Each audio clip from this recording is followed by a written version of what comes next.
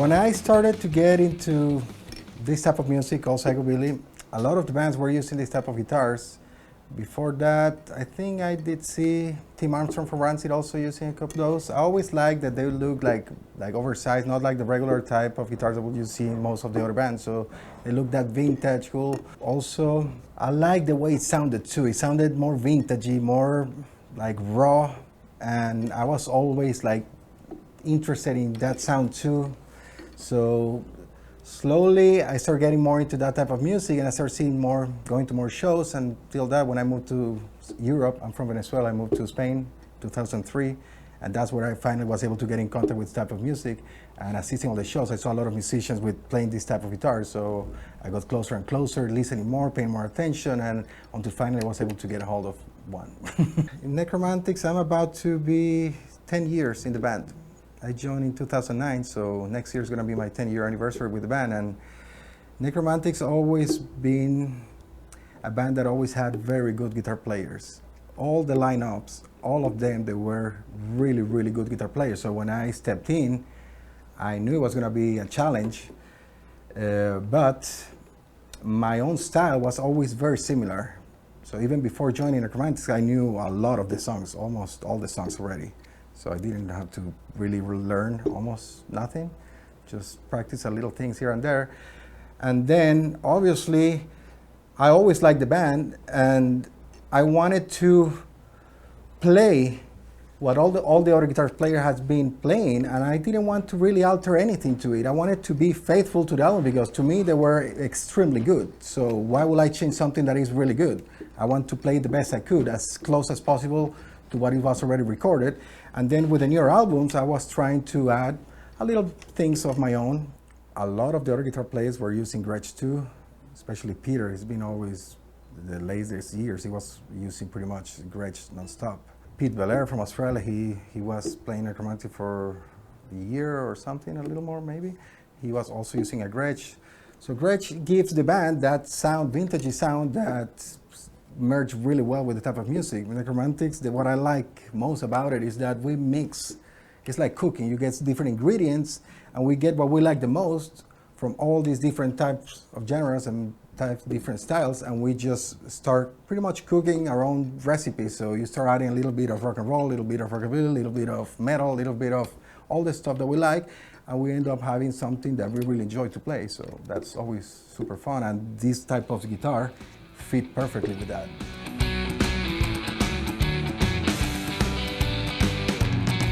So the first Gretsch I got was an Electromatic. So as a starting point, I love the way they look. I really, really enjoy it.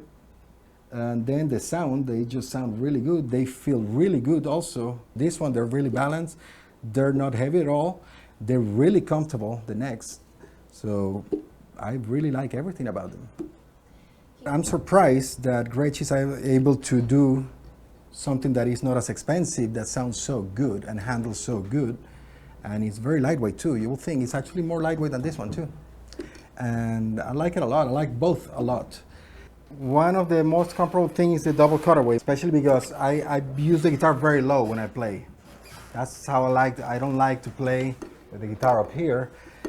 So unless you play really high, then you have more access to the upper frets, but unless you do that, it's kind of annoying. So double cutaway, it's really, really convenient. It allows you to reach all the higher notes that you need to do all the lots of solos, so I like it way more. I do like to usually customize everything I have, cars, motorcycle, guitars, vest. That's something I can help. Everything I get, I just need to add some to it to make it more personal. So yeah, I added some stickers, some knobs here. These ones here too, some over here, same with the other one too. Stickers in the back, front.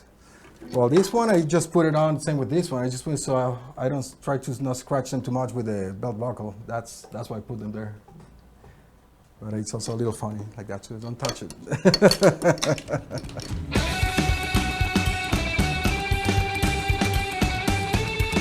So I try to have a tone that is in between all the albums. So I think I kind of got pretty close to it. For some songs, I use different setups I have on the pedal board. For some other different ones, but The guitar makes that way easier because they sound so good that it makes it easier to me to reach that type of tones that I want for the different types of songs that we play.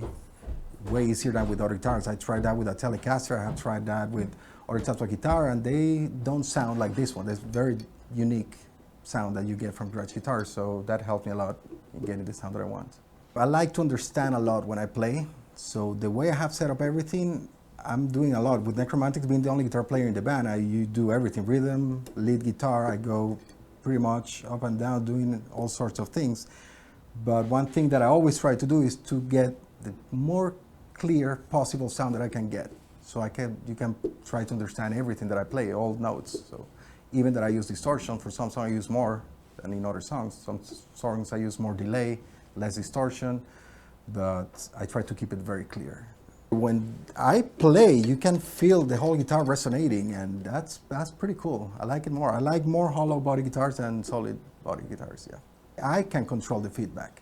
So we actually, in the set, there's a lot of songs that I do on purpose, a lot of feedback, but I'm always in control of it. So when I want it, I get close to the amp, and it will start squealing really fast.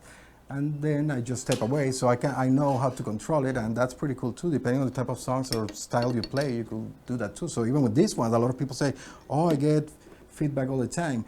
Depending on your setup, if you manage to get a noise reduction within your line of effects that you're using, you're going to be able to control that without problems too.